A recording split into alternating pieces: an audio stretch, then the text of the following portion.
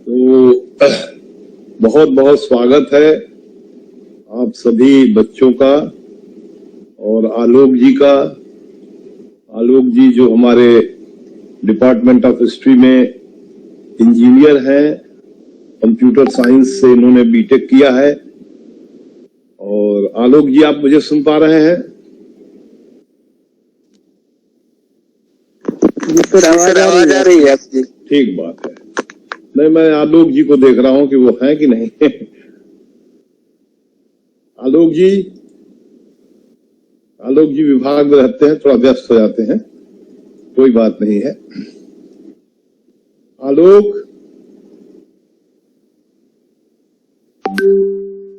अच्छा कोई बात नहीं है, ज्वाइन करेंगे। तो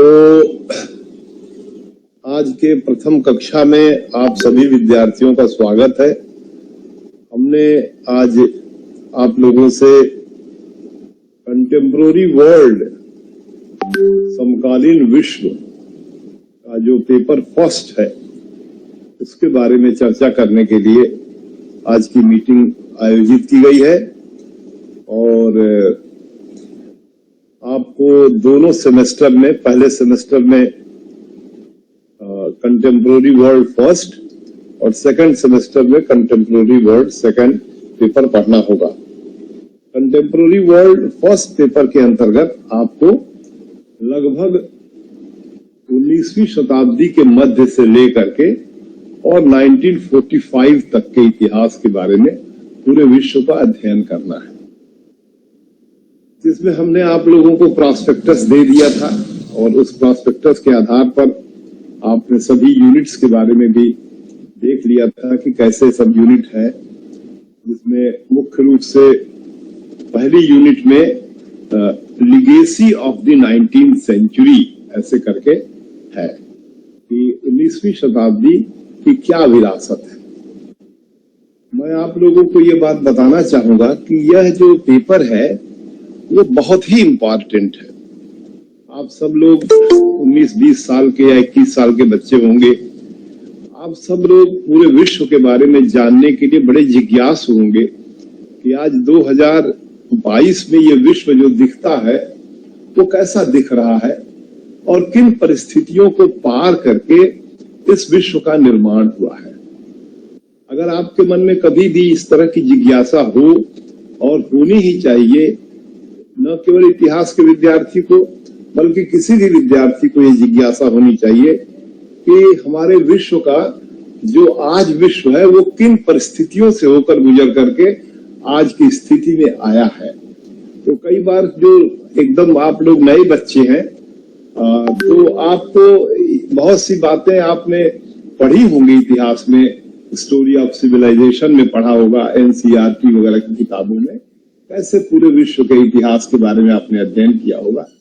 लेकिन मैं आपके बारे में ये कहना चाहूंगा कि आपकी स्थिति इस समय ये है, और चाहे तो आप इस तरह का प्रश्न कर सकते हैं जो कि गीता शास्त्र के प्रारंभ में जो धृतराष्ट्र है वो संजय से पूछते हैं कि धर्म क्षेत्रे और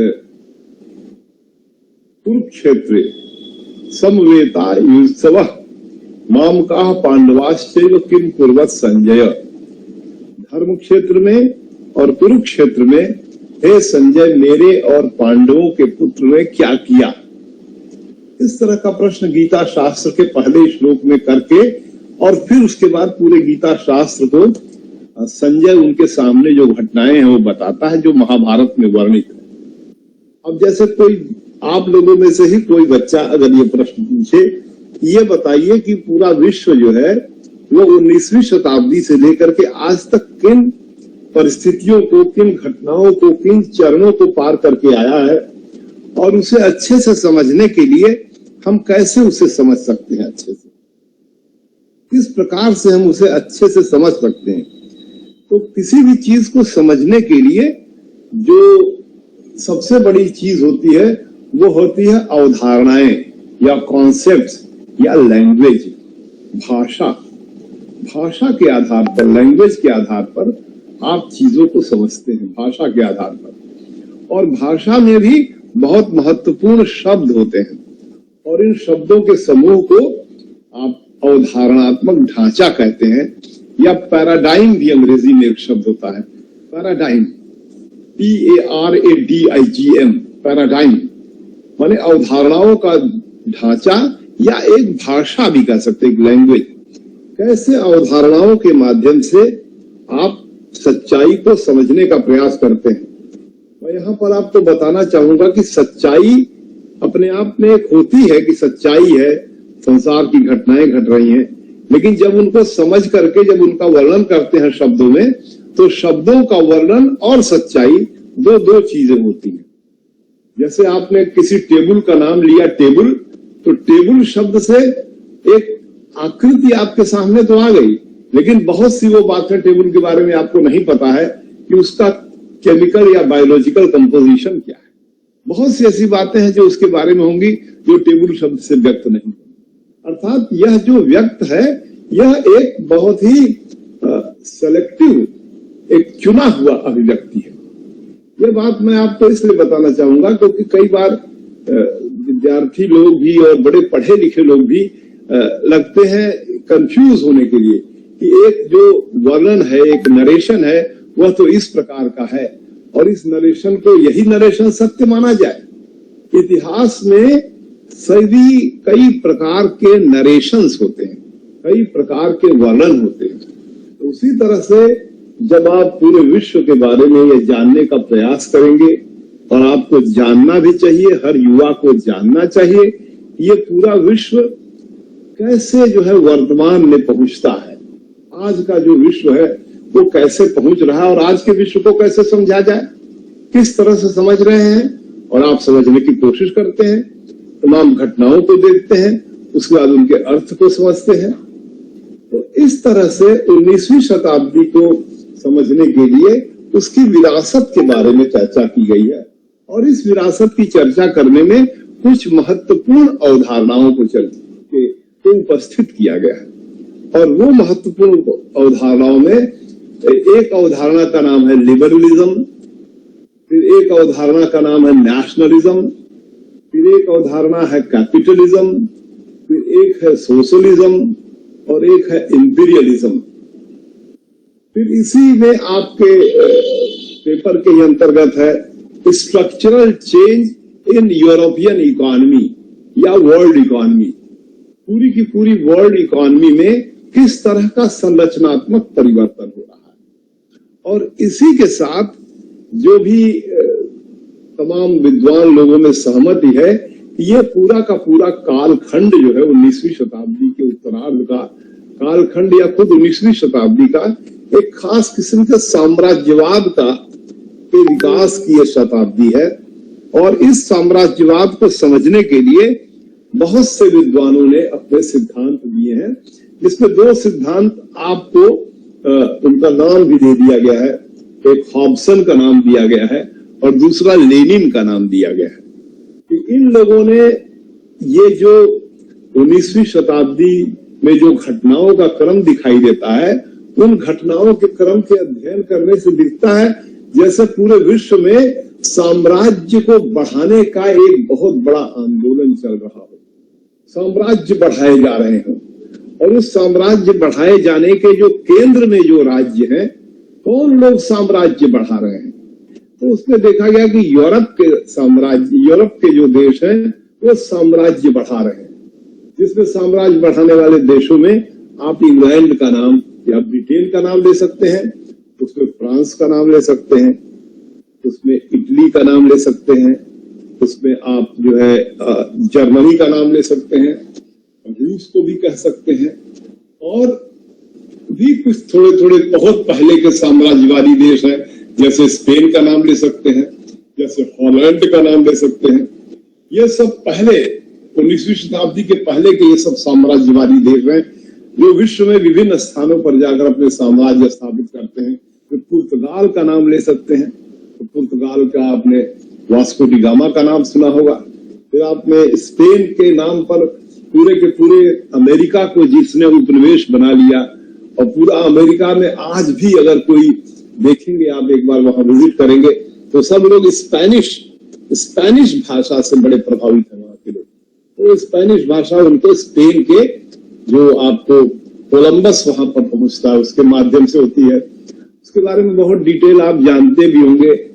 तमाम जो ड्रग्स वगैरह होते हैं, ड्रग्स माने नशे का व्यापार करने वाले, और बड़े लूज किस्म की गवर्नमेंट साउथ अमेरिका माने दक्षिण अमेरिका, जो यूनाइटेड स्टेट्स ऑफ अमेरिका है उसके दक्षिण के देशों का अगर आप सर्वेक्षण करेंगे तो मैक्सिमम देश बड़े ही एक अव्यवस्था के शिकार हैं, जहां माफिया किस्म के लोग जो कि अफीम का, हीरोइन का व्यापार करने वाले लोग हैं, वो पैसा इकट्ठा करके किस तरह से राज्य को कब्जा कर लेते हैं।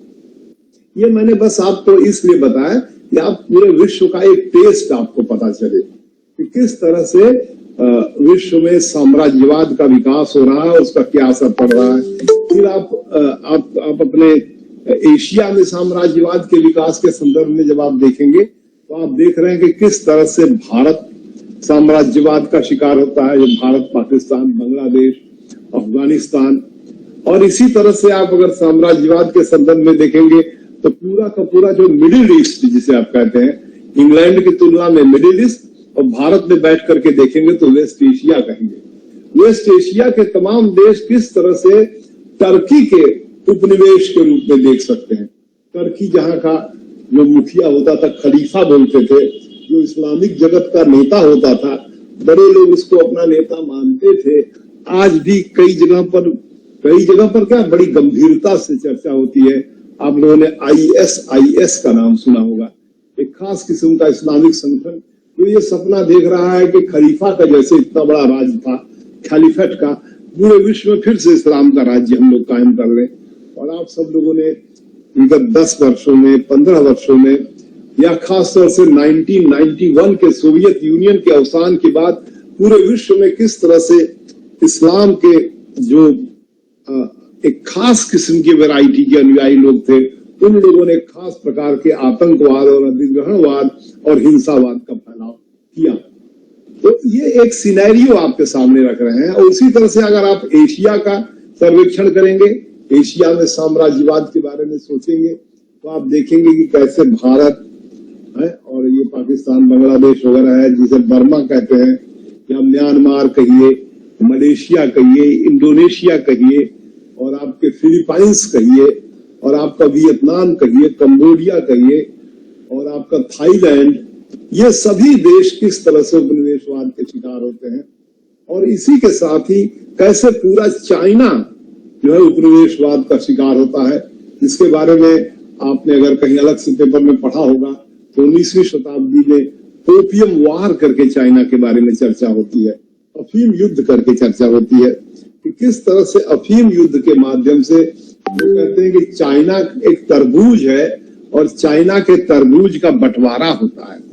चाइना के जितने समुद्र के किनारे जो बंदरगाह हैं, उन बंदरगाह पर पूरे यूरोप के जो विभिन्न ताकतें हैं, खासतौर से ब्रिटेन के लोग, फ्रांस के लोग, ये लोग किस तरह से जर्मनी वगैरह के विभिन्न इलाकों में अपना स्फीयर ऑफ इन्फ्लुएंस कायम करते हैं और पूरे चाइना को अपने साम्राज्यवाद के अधीन लाने की कोशिश करते हैं, जो चाइना फिर अपने साम्राज्यवाद से, विदेशी साम्राज्यवाद से मुक्त होने का प्रयास करता है। 1911 में थोड़ा मुक्त होता है, सन यात सेन वगैरह रहते हैं उनके नेता, और उसके बाद 1949 में कम्युनिस्ट पार्टी के अधीन माओ से तुंग के नेतृत्व में चाइना अपने आप को स्वतंत्र घोषित करता है, जो चाइना कम्युनिस्ट चाइना या Republic of China, communist Republic China की स्थापना होती है। और इसी तरह से भारतवर्ष में आप देखेंगे कि किस तरह से भारत में उपनिवेशवाद उपस्थित होता है। विदेशी खासतौर से इंग्लैंड की, फ्रांस की, और आपके जो है वो यूरोप में आपके पुर्तगाल की और आपके नीदरलैंड्स की, ये सब देशों की जो कंपनियां हैं वो भारत में व्यापार करने के लिए आती हैं, और व्यापार करके भारत के विभिन्न कोनों में करीब 16वीं और 17वीं शताब्दी से आप कह सकते हैं, जहांगीर के समय से विभिन्न इलाकों में ये लोग अपना कंपनी जो फैक्ट्री बनाती है, उन फैक्ट्रियों के माध्यम से पूरे भारतवर्ष में धीरे धीरे ये लोग पहले व्यापारी होकर के आते हैं, और उस व्यापारी के साथ पूरे भारत में धीरे धीरे इनका प्रभाव बढ़ता है, फिर राजनीति में इनका हस्तक्षेप होता है। खासतौर से 1707 के औरंगजेब की मृत्यु के बाद आप देखेंगे कि भारत के इतिहास में 1707 से लेकर के मुगल साम्राज्यवाद, जो मुगल साम्राज्य है जो कमजोर होता है, कमजोर राजा होते हैं। 1707 से 1720 के बीच में कई छोटे छोटे राजा होते हैं, जो बादशाह होते हैं। वो बादशाह इतने प्रभावशाली परंपरा से आते हैं, बाबर की परंपरा से। बाबर और आपने देखा हुमायूं और अकबर, जहांगीर, शाहजहां और औरंगजेब, ये सब जिन्हें ग्रेट मुगल्स भी कहते हैं। इन लोगों ने पूरे भारतवर्ष को एक खास किस्म के कानून और न्याय व्यवस्था को देकर के बड़े मजबूत स्थिति में पैदा किया कि कोई विदेशी ताकत और इस पर न आक्रमण कर सके। लेकिन औरंगजेब की मृत्यु के पश्चात किस तरह से भारत में विदेशी जो कंपनियां थी, खासतौर से ईस्ट इंडिया कंपनी जो थी और फ्रांस की जो कंपनी थी, इन कंपनियों ने भारत के विभिन्न इलाकों में वहां पर होने वाले सत्ता के परिवर्तन, जैसे पूरा का पूरा मुगल साम्राज्य जो था वो केंद्रीकृत साम्राज्य था, अर्थात दिल्ली जो है उनका केंद्र था और दिल्ली में जो भी शासक होता था उसके प्रति जो उनके प्रांतीय शासक थे स्वामी भक्ति रखते थे।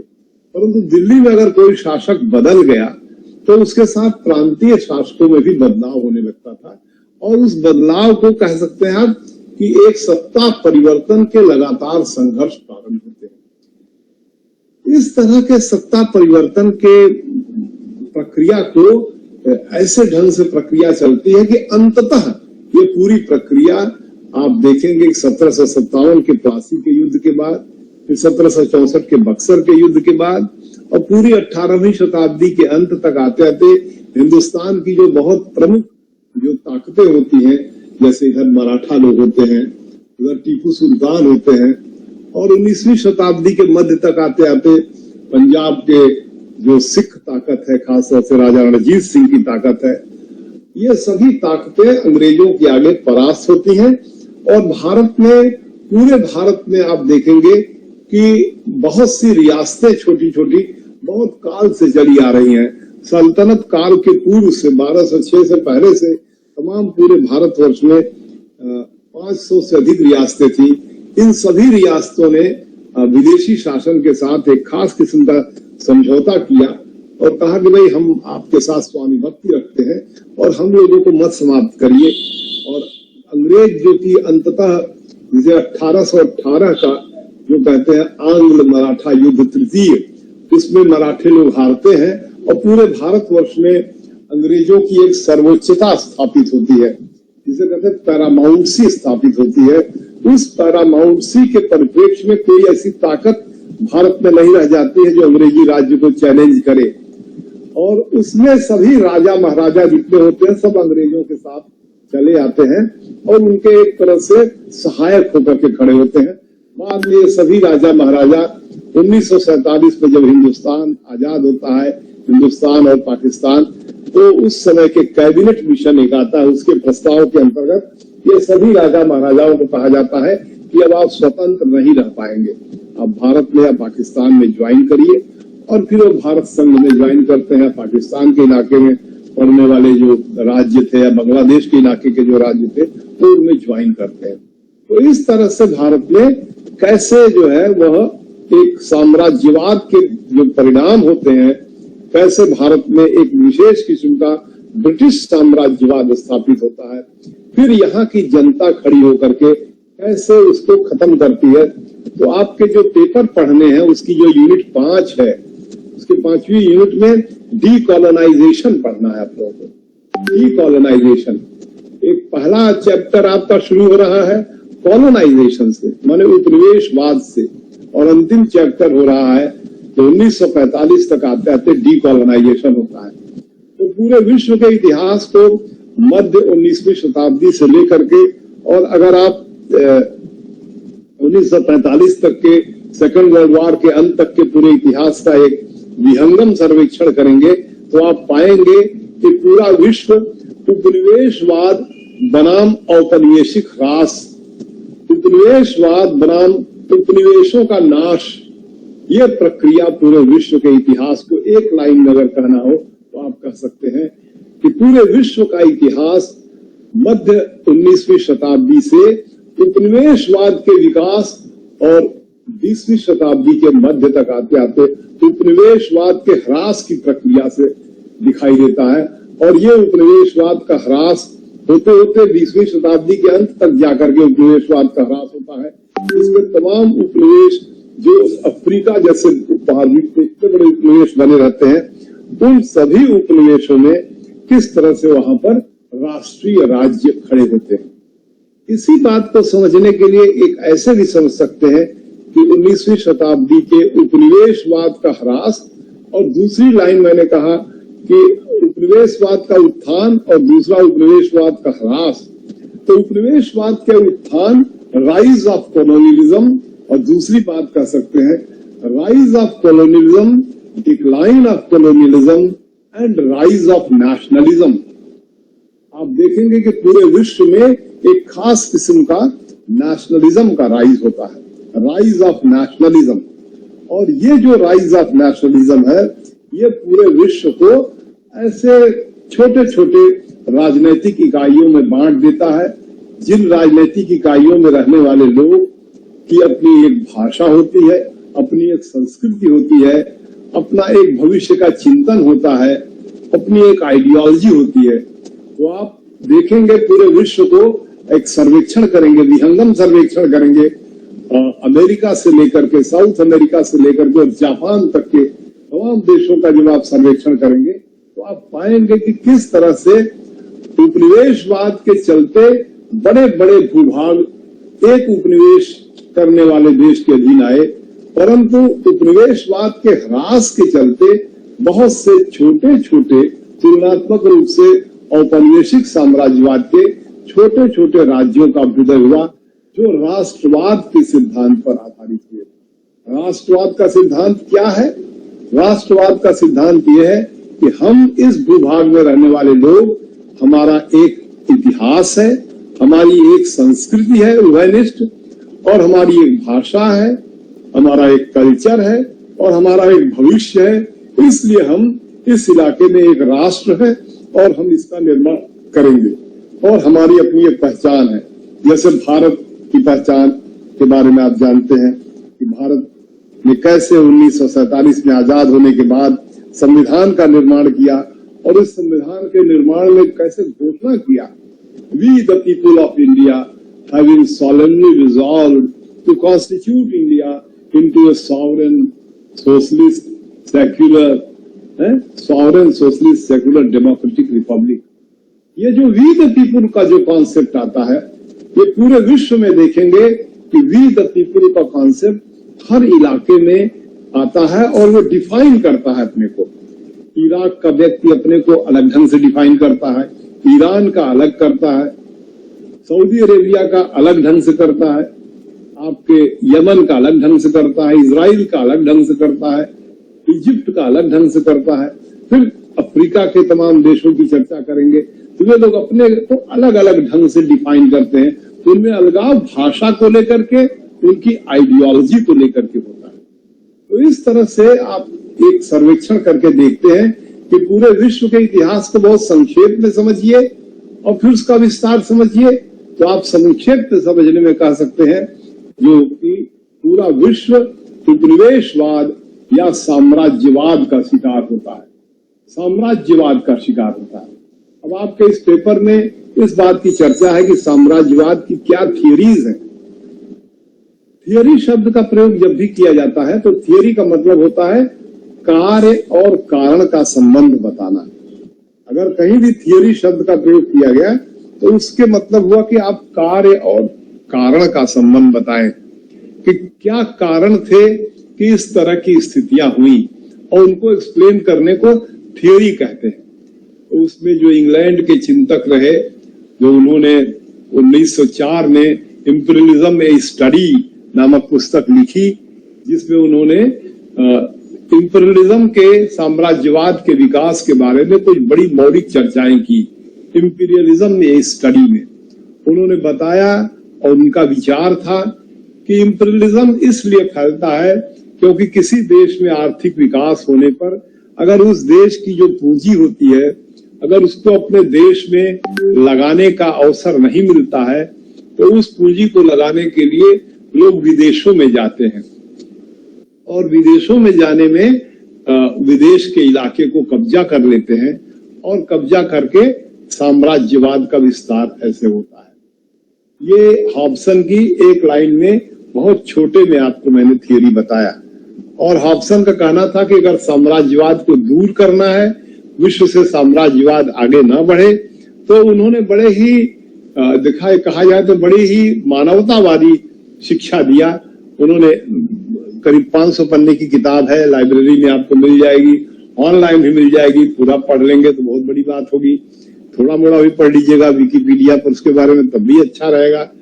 तो उन्होंने कहा कि साम्राज्यवाद से मुक्ति का तरीका यह है कि हर देश में अर्थव्यवस्था को कुछ इस तरह से किया जाए कि जो गरीब व्यक्ति है उसको उसका परचेजिंग पावर बढ़ाया जाए, उसके खरीदने की ताकत बढ़ाई जाए। तो जो भी सामान या जो भी पूंजी उनके देश में उत्पन्न होगा उसको वही गरीब लोग जो धनी होकर कंज्यूम करेंगे, तो विदेश में मुद्रा के जाने के लिए साम्राज्यवाद करने की जरूरत नहीं पड़ेगी। इस तरह की बातें कहा और ये बात अपने आप में कोई ऐसी नहीं कि बस काल्पनिक रह गई। इनकी बात का सबसे बड़ा महत्व ये निकला कि आप देखेंगे कि उसी देश के इंग्लैंड के ही जिनको नोबेल प्राइज मिला इकोनॉमिक्स में, उनका नाम जेएम कीन्स था, जिन्होंने परचेजिंग पावर की थ्योरी दिया कि कैसे जनता में अगर मंदी को दूर करना है तो जनता के परचेजिंग पावर को बढ़ाना पड़ेगा। परचेजिंग पावर उसको कहते हैं कि जनता, जो आम जनता है, उसके पास कुछ न कुछ पैसा होना चाहिए जिससे वो खरीद सके। और उनका ये सिद्धांत फिर आप लोगों को आगे भी चलकर मैं बताऊंगा जब मंदी की चर्चा होगी, कैसे विश्व में मंदी आती है, जो आपका एक चैप्टर है पढ़ना, विश्व मंदी और उसका परिणाम। तो किस तरह से मंदी के युग में खासतौर से फ्रैंकलिन डी रूजवेल्ट का नाम आपने सुना होगा या सुनेंगे, अमेरिका का राष्ट्रपति जो 1932 में राष्ट्रपति बनता है, तो तमाम लोगों के लिए फ्री भोजन की व्यवस्था करता है, मुफ्त में भोजन की व्यवस्था करता है और सड़कों पर फ्री किचन की स्थापना करता है। और 32 से लेकर के और जो है 36 तक जब उसका प्रेसिडेंटशिप रहता है, तो 36 में वो अपनी जनता से पूछता है कि बताइए मैंने जो 4 वर्ष काम किए तो क्या अच्छे दिन आ गए? तो जनता कहती हाँ बहुत अच्छे से दिन आ गए। आपके यहाँ भी एक प्रधानमंत्री ने अच्छे दिन आ गए तो नहीं कहा, लेकिन अच्छे दिन आएंगे गा गा करके वो कहते थे अच्छे दिन आएंगे। 2014 में उन्होंने अच्छे दिन आएंगे का नारा दे करके सत्ता में आए, तो उसके बाद जनता ने उनको बड़ी मोहब्बत दिया। 2019 में भी आए अच्छे दिन के नाम पर। तो बहरहाल कैसे अच्छे दिन लाने के लिए जनता के परचेजिंग पावर को, खरीदने की ताकत को बढ़ाना पड़ेगा, ये सभी सरकारों की जिम्मेदारी होगी। ये बात जो है उभर करके, जिसको कि हॉब्सन ने जो थ्योरी दिया, उस हॉब्सन की थ्योरी के माध्यम से ये बात उपस्थित होती है, जो इंग्लैंड का इंपीरियलिज्म का विचारक है हॉब्सन। इंग्लैंड के हॉब्सन के विचार के सापेक्ष में मैंने आप लोगों के सामने जो जेएम कीन्स की चर्चा की, जो बहुत बड़े इकोनॉमिस्ट रहे, जिन्होंने परचेजिंग पावर के बारे में या प्रोपेंसिटी टू परचेज के बारे में चर्चा किया और पूरे विश्व में उनको स्वीकार भी किया कि अगर पूरे विश्व में अर्थव्यवस्था को सुचारू रूप से चलना है तो आम आदमी का परचेज करने का ताकत को बढ़ना पड़ेगा। अब इसी के संदर्भ में मैं आपको लेनिन का नाम लेना चाहूंगा। लेनिन जो कि इंग्लैंड का है, जो कि रूस में 1917 में जो वहां क्रांति होती है, मजदूरों की क्रांति होती है, कम्युनिस्ट पार्टी के सिद्धांत पर मजदूरों की क्रांति होती है, तो उसका भी एक खास सिद्धांत है, खासतौर से साम्राज्यवाद के बारे में जिसको आपको पढ़ना है। बहुत से साम्राज्यवाद के सिद्धांत हैं, 10 सिद्धांत होंगे, उसमें इन दोनों का तो नाम लिखा है, बाकी सिद्धांत को भी आपको जानना चाहिए, तभी कहा जाएगा कि आपका ज्ञान पूर्ण हुआ। तो लेनिन ने कहा कि imperialism is the latest stage of capitalism. उन्होंने कहा कि साम्राज्यवाद जो है वह पूंजीवाद का सबसे हाल की अवस्था है। अब लेनिन को समझने के लिए आपको अपने पहली यूनिट का जो कॉन्सेप्ट बेसिक समझना है, तो कैपिटलिज्म को समझना पड़ेगा कि कैपिटलिज्म क्या है, फिर उसी में सोशलिज्म है वो समझना पड़ेगा। तो कैपिटलिज्म का लास्ट स्टेज क्या कहता है लेनिन, और कैपिटलिज्म पर आपको पता होगा कि दास कैपिटल, दी कैपिटल करके कार्ल मार्क्स ने बहुत अच्छा जो पूरे के पूरे कैपिटलिज्म का हिस्ट्री लिखा है, और उसमें 16वीं शताब्दी से लेकर के और लगभग 1880 तक के पूरे इतिहास को उसने दिखाया है। वो खुद 1818 में उसका जन्म हुआ था और 1883 में उसका अवसान हुआ था, और बड़ा ही लिखाड़ू आदमी था। लिखाड़ू शब्द भी अच्छा होगा, बड़ा विद्वान था, बड़ा मेहनती था, बड़ा मौलिक चिंतन करने वाला कार्ल मार्क्स था, और उसने बहुत सी रचनाएं रची हैं। कार्ल मार्क्स की पूरी रचनाओं को पढ़ने से पूरे विश्व में बहुत अधिक, अगर बाइबल का प्रचार हुआ, पूरे विश्व में कुरान का प्रचार हुआ, गीता का प्रचार हुआ, तो आप कह सकते हैं कि पूरे विश्व में एक और ग्रंथ का पूरे विश्व में बहुत अधिक प्रचार हुआ।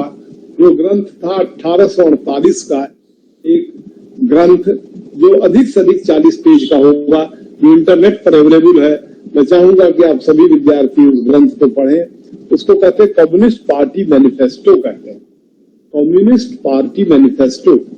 उस कम्युनिस्ट पार्टी मैनिफेस्टो के अंतर्गत बहुत सी मौलिक बातें समाज के बारे में, समाज के भविष्य के बारे में चर्चा किया गया। तो पूरे विश्व में जैसे धार्मिक ग्रंथ बहुत पॉपुलर हैं या हुए, उसी तरह से कम्युनिस्ट पार्टी मैनिफेस्टो जापान के बॉर्डर से लेकर के और पूरे अमेरिका, साउथ अमेरिका तक बहुत पॉपुलर हुआ, और उस पॉपुलरिटी को ये कहते हैं कि पूरा विश्व लाल हो गया, क्योंकि कम्युनिज्म अपना एक लाल रंग रखता है। इतना अधिक उनका प्रचार हुआ, और विश्व में बहुत से सरकारें, क्रांतियां, परिवर्तन, और बहुत बड़ी ताकत के रूप में जो है उभर करके कम्युनिस्ट लोग आए। कम्युनिस्ट पार्टी की आइडियोलॉजी में एक कम्युनिस्ट पार्टी साम्यवादी दल होता था, जिसका काम होता था, वो अपने को कहता था कि हम हरावल दस्ता है, वनगार्ड है। वनगार्ड माने होता है कि हम रक्षक हैं। किसके रक्षक हैं? मजदूरों के हैं। और क्या चाहते हैं आप? हम एक मजदूरों की तानाशाही चाहते हैं, डिक्टेटरशिप ऑफ द प्रोलेटेरिएट चाहते हैं। और उसके माध्यम से करना क्या चाहते हैं? उनका कहना है कि पूरे समाज में, पूरे विश्व के समाज में दो वर्ग हैं, एक संपत्ति का मालिक वर्ग है और एक संपत्ति विहीन वर्ग है। तो संपत्ति मालिक वर्ग को समाप्त कर देना है, संपत्ति का जो भी मालिक वर्ग है उसको समाप्त कर देना है। और उसको समाप्त करने के लिए करना क्या है? उनकी सभी संपत्तियों को छीन लेना है, और छीन करके उनको राज्य के अधीन ला देना है। और वह राज्य जो कि कम्युनिस्ट पार्टी के अधीन रहेगा, और कम्युनिस्ट पार्टी जिसकी एक पोलिट ब्यूरो होगी, पोलिट ब्यूरो का एक जो मुखिया होगा, जैसे एक जमाने में लेनिन हुआ करता था, उसके बाद स्टालिन हुआ, और उसके बाद अंत में आपने गोर्बाचोव का नाम सुना होगा, वो रहा जो 1989-91 के बीच में फिर सोवियत यूनियन का अवसान हो जाता है। और ये कम्युनिज्म का जो पूरा का पूरा प्रयोग है पूरे विश्व में, वो नष्ट होता है। लेकिन नष्ट भले ही हो जाए, लेकिन अभी भी आपको कम्युनिस्ट लोग तमाम जगहों पर दिखाई देंगे, विश्वविद्यालयों में भी दिखाई देंगे, बहुत से जवाहरलाल नेहरू विश्वविद्यालय में दिखाई देंगे। ये मैं हल्के फुल्के ढंग से कह रहा हूँ। वो लोग जो कि तमाम पॉलिटिकल पार्टी है, आईसा बोलते हैं अपने आप को, जो आजकल कांग्रेस पार्टी में चले गए हैं, कन्हैया कुमार जो कांग्रेस पार्टी में चले गए हैं, सब कम्युनिस्ट है, जो कि स्टूडेंट फेडरेशन ऑफ इंडिया और तमाम सीपीआई सीपीएम के लोग रहे, और बहुत से नारे दिए जो आप लोगों ने उनसे परिचित भी हुए होंगे कि हिंदुस्तान तेरे टुकड़े होंगे, इंशाअल्लाह इंशाअल्लाह। ये सब आइडियोलॉजी के लोग जो है, अब तो खैर उन सबों में सुधार आ गया है, अब वो कांग्रेस पार्टी में आ गए हैं। अब पता नहीं कांग्रेस पार्टी को भी वो सब यही सब नारा देंगे कि नहीं देंगे। इस वक्त पूरा डोमिनेट किए हुए हैं कांग्रेस पार्टी को जो तमाम लेफ्ट के लोग। और अब ये बातें मैं आपको समझाने के लिए कह रहा हूँ कि किस तरह से 1848 में कम्युनिस्ट पार्टी मैनिफेस्टो अस्तित्व में आता है, जिसकी अंतिम लाइनें बड़ी महत्वपूर्ण हैं, जिन्हें आपको जानना चाहिए। अंत में कार्ल मार्क्स और Friedrich Engels Karl Marx Germany का और एंजेल्स जो फ्रांस का, लिखते हैं संसार के मजदूरों एक हो जाओ, संसार के मजदूरों एक हो जाओ, तुम्हें खोने के लिए तुम्हारी बेड़ियां हैं और तुम्हें जीतने के लिए पूरा संसार। तुम्हें खोने के लिए तुम्हारी बेड़ियां हैं और तुम्हें जीतने के लिए पूरा संसार। तुम अगर अपनी बेड़ियों को खो दोगे तो पूरे संसार को जीत लोगे। संसार के मजदूरों एक हो जाओ, workers of the world unite. ये जो 1848 का ये जो डिक्लेरेशन है, और इसी के साथ पूरे विश्व के इतिहास के बारे में उन लोगों ने वक्तव्य दिया है कि पूरा विश्व का जो प्राचीन से लेकर के 1848 में लिख रहे हैं तब तक का इतिहास वर्ग संघर्ष का इतिहास है। और वर्ग संघर्ष में उन लोगों ने कहा कि संपत्तिशाली वर्ग या ऐसा वर्ग जिसका उत्पादन, वितरण और विनिमय, प्रोडक्शन, डिस्ट्रीब्यूशन और एक्सचेंज पर कब्जा है, और साथ ही साथ वही लोग तय करते हैं राज्य कैसा हो, राजनीति कैसी हो, नैतिकता कैसा हो, किस तरह के मूल्य हो। ये लोग जो कि हैव्स हैं, हैव्स और हैव नॉट्स, जिनके पास है और जिनके पास नहीं है। जो हैव्स हैं वो उत्पादन, वितरण और विनिमय पर कब्जा किए हुए हैं। पूरे समाज के लोगों के मन पर उन्हीं की विचारधारा डोमिनेट करती है, और इस तरह से पूरे विश्व में उन्होंने व्याख्या किया कि पूरे विश्व में एक वर्ग संघर्ष का इतिहास है। प्राचीन काल से जो हैव्स हैं और हैव नॉट्स हैं उनके बीच में लगातार संघर्ष हुआ है, और इस संघर्ष के परिप्रेक्ष्य में उन्होंने कहा कि पहले का आदिम समाज था जहां पर कोई संपत्ति की अवधारणा नहीं थी। लोग सामान पेड़ों से ले लेते थे, बीन बीन के खाते थे, लेकिन उसके बाद फिर धीरे धीरे संपत्ति की अवधारणा आती है, व्यक्तिगत संपत्ति की अवधारणा आती है, और उस व्यक्तिगत संपत्ति की अवधारणा के माध्यम से समाज में वर्ग का निर्माण होता है, और समाज में वर्ग के निर्माण के साथ कम्युनिस्ट पार्टी के अनुसार राज्य का निर्माण होता है। राज्य का कार्य होता है वर्ग के जो संरचना होती है, वर्ग की जो संरचना होती है, उस संरचना को स्थिर करना, और अगर वर्ग संरचना को अगर कोई चुनौती दे तो उस चुनौती को के खिलाफ खड़े होना। इस तरह से लगातार राज्य एक यंत्र के रूप में काम किया है कि कैसे संपत्तिशाली वर्ग या जो लोग हैव्स हैं उनका हैव नॉट्स के ऊपर दबाव बना रहे। कम्युनिस्ट पार्टी के माध्यम से इस बार की घोषणा की जाती है कि अगर संसार के मजदूरों आप एक हो जाओगे तो आप राज्य के ऊपर कब्जा आपका हो जाएगा, और जब आप राज्य के ऊपर कब्जा कर लेंगे तो आप कह सकते हैं कि हम जो है वह अब हम वर्ग को ही समाप्त करेंगे, वर्ग विहीन समाज बनाएंगे। कम्युनिस्ट पार्टी का जो एम था क्लासलेस सोसाइटी बनाएंगे, वर्ग विहीन समाज बनाएंगे। कैसे वर्ग विहीन समाज बनाएंगे? पूरी जितनी भी संपत्तियां हैं उनका सामाजिक स्वामित्व कर देंगे, समाज के अधीन हो जाएंगी, और समाज के अधीन माने सरकार के अधीन हो जाएंगी। और इस तरह से जब संपत्ति व्यक्तिगत नहीं रह जाएगी तो वर्ग नहीं रह जाएंगे, और जब वर्ग नहीं रह जाएंगे तो कम्युनिस्ट पार्टी का एक बड़ा महत्वपूर्ण शब्द है जो कि अक्सर आप लोगों को जानना भी चाहिए। कोई बातचीत में ये सब बातें लोग पूछते हैं, कंपटीशन वगैरह में भी कई बार पूछते हैं। स्टेट शैल विदर अवे शब्द है, स्टेट शैल विदर अवे। विदर अवे माने होता मुरझा जाना, राज्य मुरझा जाएगा। जब वर्ग समाप्त हो जाएगा समाज से तो राज्य की कोई जरूरत नहीं रह जाएगी, तो उसकी जगह पर बस एडमिनिस्ट्रेशन ऑफ थिंग्स होगा, वस्तुओं का एक प्रकार से विनिमय होगा, वस्तुओं का एडमिनिस्ट्रेशन रहेगा। राज्य की जगह पर वस्तुओं का एडमिनिस्ट्रेशन होगा। लोगों को कार्य उनकी योग्यता के अनुसार लिए जाएंगे, और लोगों को वस्तुएं उनकी आवश्यकता के अनुसार दी जाएगी। कम्युनिस्ट पार्टी या साम्यवादी समाज का जो मोटो है, जो उद्देश्य है, वो उद्देश्य क्या है कि प्रत्येक व्यक्ति को वस्तुएं उनके आवश्यकता के अनुसार दी जाएं, और प्रत्येक वस्तु से, प्रत्येक व्यक्ति से कार्य उसकी योग्यता के अनुसार कार्य लिया जाए। जो भी कौशल हो, जिस कौशल को आप बहुत हेय कौशल मानते होंगे, उस कौशल का व्यक्ति भी अगर वो अपने कौशल के अनुसार कार्य करता है तो उसको जो वस्तुएं मिलेंगी उसके कार्य के एवज में वो इतनी मिलेंगी कि उसकी जरूरतें पूरी हो जाएं। उसके बच्चे की शिक्षा भी टॉप क्लास की होनी चाहिए, उसके घर भी टॉप क्लास के होने चाहिए, उसकी हर प्रकार की सुविधा टॉप क्लास की होनी चाहिए। इस बात से नहीं कि वो कोई बहुत बड़ा ऐसा काम कर रहा है कि अरबों खरबों रुपया कमा रहा है तो उसके अनुसार उसके पास चॉपर रहेगा। आप देखें पूंजीवादी समाज में कुछ लोगों के पास 20-25 घरानों के पास अपने पर्सनल हेलीकॉप्टर है, जब मन करे तब घूम ले रहे हैं, लोगों को बांट भी दे रहे हैं, चुनाव हो रहा है तो पैसे बांट दे रहे हैं, बांट करके फिर सत्ता कब्जा कर ले रहे हैं। इस तरह के वातावरण को उन लोगों ने कहा कि नहीं ये ठीक नहीं है। ये जो एक असमान संपत्ति का जो वितरण है जिसमें 75 लोग बनाम 130 करोड़ में से 75 लोगों को हटा दीजिए।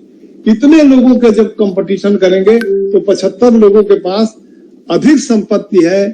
पूरे देश की संपत्ति का 75% से अधिक मात्र 75 लोगों के पास है और बाकी लोग गरीबी रेखा के नीचे रह रहे हैं, दिक्कत में हैं, करोड़ों की संख्या में फार्म भरते हैं, परेशान होते हैं और उस परेशानी में उनका रिजल्ट भी नहीं निकलता है और तमाम प्रकार की दिक्कतें उनका सामना करना पड़ता है।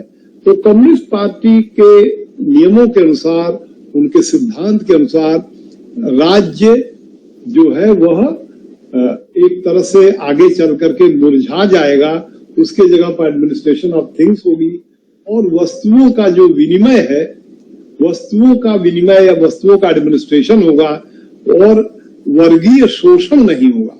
वर्गीय शोषण कहते हैं कि अगर आप फैक्ट्री के मालिक हैं तो आपने अपने यहाँ मजदूरों को काम पर लगाया हुआ है तो मजदूरों के काम लगाने पर उनको थोड़ी तनख्वाह देते हैं, बाकी तनख्वाह जो है वह आप उनकी अपने जेब में डाल लेते हैं और इस तरह से तमाम मजदूरों के श्रम का शोषण करके आप धनी से बहुत धनी होते चले जाते हैं और मजदूर बस ऐसी स्थिति में रहता है कि किस तरह से वो अपना जीवन व्यतीत कर सके, कुछ बच्चे पैदा कर सके जो कि फिर मजदूर बन सके। इस तरह की स्थितियां जो है वो बन के रहती है। तो ये मैंने आपके सामने सोशलिज्म और कम्युनिज्म जो 19वीं शताब्दी की लेगेसी के रूप में जो हमने आपके सामने प्रस्तुत किया, ये 19वीं शताब्दी की एक महान लेगेसी के रूप में आप देख सकते हैं। यद्यपि इसी के साथ मैं एक नोट भी आपको जारी कर रहा हूं कि ये लेगेसी या ये विरासत लंबे समय तक डोमिनेंट नहीं रह पाई। 1991 के बाद से देखेंगे तो ये विरासत एक तरह से देखा जाए तो बैकग्राउंड में चली जाती है। इसके बाद नहीं कि इसका महत्व तो कम हो जाता है, एक नई प्रकार की विरासत कायम होती है जो आपको पढ़ना है, सेकंड पेपर में पढ़ेंगे तो ग्लोबलाइजेशन नाम आता है। ग्लोबलाइजेशन और प्राइवेटाइजेशन और लिबरलाइजेशन, कम्युनिज्म के अगेंस्ट में पूरे विश्व द्वारा चिंतन करके वो आइडियोलॉजी उपस्थित की जाती है जिसे ग्लोबलाइजेशन, लिबरलाइजेशन और प्राइवेटाइजेशन या एलपीजी, लिबरलाइजेशन, प्राइवेटाइजेशन, ग्लोबलाइजेशन। ये लिबरलाइजेशन, प्राइवेटाइजेशन, ग्लोबलाइजेशन ये कोई ऐसी विचारधारा नहीं है कि जो 20वीं शताब्दी के 1991 के बाद से आती है। ये पूरी की पूरी विचारधारा जो आपके legacy of the 19th century का जो एक बहुत बड़ी विचारधारा है वो लिबरलिज्म कहते हैं। तो उसकी जड़ लिबरलिज्म से, वहां का लिबरलिज्म क्या है? ये लिबरलिज्म उदारवाद क्या है? जब आप उदारवाद के बारे में जानने की कोशिश करेंगे तो अगर आप इसको इंटरनेट पर टाइप करेंगे तो आप देखेंगे कि लिबरलिज्म का आधार बहुत से धार्मिक विश्वासों में, उदारवाद धर्म के सिद्धांतों में आपको दिखाई देगा। जैसे कि बड़ी मौलिक बातें हैं जो उदारवाद की बात है, जिसमें क्रिश्चियन धर्म में सरमन ऑन द माउंट की चर्चा होती है, पर्वत के उपदेश की चर्चा क्राइस्ट के माध्यम से की जाती है कि blessed are the poor in heart for theirs is the kingdom of heaven. आप लोग सरमन ऑन द माउंट को इंटरनेट पर, गूगल पर टाइप करके पूरी जो कविता है जिसको ब्यूटीट्यूड कहा गया उसे पढ़िएगा। उसी में लिखा है blessed are the peacemakers. उसी में लिखा हुआ है कि blessed are poor in heart, for theirs is the kingdom of heaven. Blessed are poor in heart, for theirs is the kingdom of heaven. इस तरह से कई ब्लेस्ड करके लिखा है। कौन आशीर्वाद प्राप्त है? आशीर्वाद प्राप्त वह है जिसके दिल में गरीबाई है, जो विनम्र है, विनम्रता आपसे है। तो उदारवाद एक विनम्रता का सिद्धांत है। आप फ्रांस की क्रांति के बाद जब पूरे विश्व का अध्ययन करेंगे तो फ्रांस की क्रांति स्वतंत्रता, समानता और बंधुत्व के मूल्य को लेकर के जिस तरह के राज्य की संरचना करती है, और उस राज्य की संरचना के बाद खास तौर से 1815 के वियना कांग्रेस के बाद जिस तरह से पूरे यूरोप में एक खास किस्म के कॉन्स्टिट्यूशनलिज्म का आंदोलन चलता है, कानूनवाद का आंदोलन या संविधानवाद का आंदोलन 1815 से लेकर के जो कि आपके 1948 तक के बीच को आप देख सकते हैं। पूरा यूरोप एक क्रांतियों के दौर से गुजरता है, जिसमें आपने मेटरनिख के बारे में आप पढ़िएगा, सुनिएगा या जनरल नॉलेज के रूप में जानिए कि ऑस्ट्रिया का कैसे चांसलर था, तो एक खास किस्म के प्रतिक्रिया का प्रतिमूर्ति था, जो पुरानी रिजीम 1989 से पहले का जो पूरा यूरोप था वहां ले जाना चाहता था। और इन दोनों के टसल के बीच से जो संविधानवाद का विकास होता है, और इस संविधानवाद के विकास के अंतर्गत हर व्यक्ति को एक महत्व दिया जाता है कि हर व्यक्ति का महत्व है। किसी पार्टी का महत्व, जैसे कम्युनिस्ट पार्टी में जब आप साम्यवादी आंदोलन के बारे में पढ़ते हैं समाजवाद के, तो उसमें लगता है कि सबसे महत्वपूर्ण कम्युनिस्ट पार्टी है। या अगर आप आगे चल करके इसी पेपर में फांसीवाद पढ़ेंगे और नाजीवाद पढ़ेंगे तो उसमें देखेंगे कि पार्टी का बड़ा महत्व है और व्यक्ति का कोई महत्व ही नहीं है। और जैसे ये लोग गाना गाते हैं, हम उस गाने की निंदा नहीं करते हैं, ये जिंदगी तो कौम की, कौम पर मिटे जाओ, ऐसे कहे ये गाना है, कदम कदम मिलाए जाओ और मिलन के गीत गाए जाओ, ये जिंदगी है कौम की, कौम पर मिटाए जाओ। कौम की जिंदगी है, लेकिन कौम की जिंदगी से अधिक महत्वपूर्ण एक व्यक्ति की जिंदगी है। ये बात को पूरे विश्व के चिंतन में उदारवाद ने स्थापित किया। जो उदारवाद भारत के संविधान में भी इसकी झलक दिखाई देती है। झलक क्या, बड़ी गंभीरता से कहा जाता है। Article 21 of the Indian constitution, भारतीय संविधान का अनुच्छेद 21, right to life and liberty. Liberty, हर व्यक्ति राज्य से ऊंचा है, हर व्यक्ति अपने लाइफ और लिबर्टी के लिए। उसी में राइट टू वर्क आ गया, उसी में राइट टू एजुकेशन आ गया, और फिर उसके बाद राइट अगेंस्ट एक्सप्लॉइटेशन। और article 32 of the Indian constitution के तहत सर्वोच्च न्यायालय को कहा गया कि एक सबसे बड़ी संस्था है जो हर व्यक्ति की गरिमा की रक्षा करेगा। तो 19वीं शताब्दी को आप उदारवाद के विचारधारा के फैलने की शताब्दी के रूप में खास तौर से इंग्लैंड में तमाम प्रकार के आंदोलन दिखाई देते हैं, जिन आंदोलनों के माध्यम से जो चीज 1688 के ग्लोरियस रिवॉल्यूशन के माध्यम से इंग्लैंड में होती हुई दिखाई देती है। जो 1688 के ग्लोरियस रिवॉल्यूशन में किस तरह से जो एक पार्लियामेंट की सुप्रीमेसी स्थापित होती है 1688 में, पार्लियामेंट की सुप्रीमेसी के साथ ही साथ फिर उसके बहुत पहले 1215 के मैग्ना कार्टा के बाद से व्यक्ति की जो आजादी है, उस आजादी और उसके गरिमा की रक्षा को विश्व कानून में स्थान दिया जाना, यह उदारवाद की बात है। और पूरा का पूरा इंग्लैंड का इतिहास अगर आप बहुत बारीकी से देखेंगे तो ग्रेजुअली जो है वो सामंतवाद से व्यक्तिवाद की तरफ बढ़ता दिखाई देता है। फ्रांस का भी इतिहास अगर आप देखेंगे तो सामंतवाद को तोड़ करके व्यक्तिवाद की तरफ बढ़ता है, व्यक्ति की आजादी की तरफ। और पूरे विश्व में जितने भी सभ्य देश कहलाने लायक हैं, उनके संविधान का आप अध्ययन करेंगे तो आप पाएंगे कि इन सभी देशों में व्यक्ति की जगह पर किस तरह से व्यक्ति की गरिमा को स्थापित किया जाता है, और समाज में वो राज्य से भी अधिक महत्वपूर्ण है। राज्य नामक संस्था का कार्य ही है कि वो व्यक्ति की गरिमा की रक्षा करे। तो इन्हीं शब्दों के साथ मैं अपनी बात समाप्त कर रहा हूं और आप सभी विद्यार्थियों से कह रहा हूं कि आप लोगों को ये हमारा पूरा लेक्चर YouTube पर डाल देंगे आलोक जी, उनको दोबारा सुनिएगा। कोई प्रश्न हो तो आप पूछ सकते हैं, और अभी तो नहीं, लेकिन आप हमें व्हाट्सएप पर प्रश्न पूछ सकते हैं। तो बहुत बहुत धन्यवाद। बहुत बहुत यूट्यूब पे कौन सा चैनल है?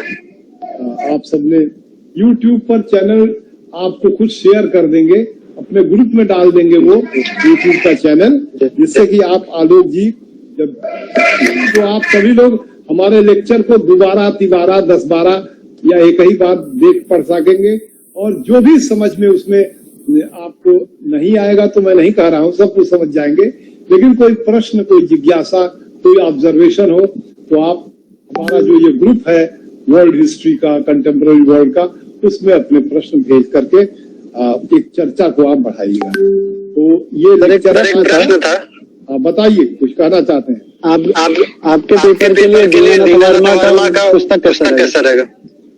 सब अच्छा रहेगा, पढ़िए, लेकिन दीनानाथ वर्मा की किताब से थोड़ा बढ़िए, आगे बढ़िए, उसको भी पढ़िए।